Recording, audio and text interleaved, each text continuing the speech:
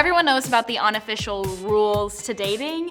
Sometimes they end up working out great, but other times, not so much. For some reason, everyone's big thing is wanting to seem like they're uninterested, even though they really are. So one of the first rules is don't always text back, because why would you do that? If that person, let's say, spent 4 minutes texting you, then you have to spend double the amount of time, which would be 8 minutes. That way you aren't seeming too eager. Once the other person introduces emojis, then it's okay for you to start using them. Don't use a smiley face unless they use a smiley face first. And if they use a frowny face, then you can use one, but not the super depressed one. There's one that's like, but then there's one that's like, in my opinion, if you're gonna use a winky face, you better be really confident in yourself. That's definitely flirting. Like if there's a line between friendly and flirty, like that's a flirt. The same rules with texting can totally be applied to Instagram. I like a good ratio of like 1 out of every 4 pictures I'll like, and like if things are starting to get really serious, maybe it'll be like every other picture. And it's not until you're officially dating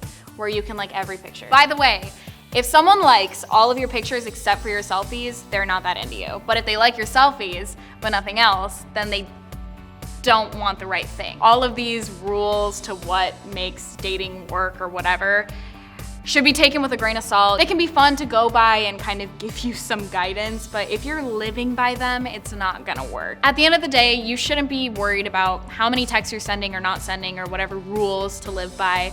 What you should be focused on is actually getting to know that person. That's what really matters.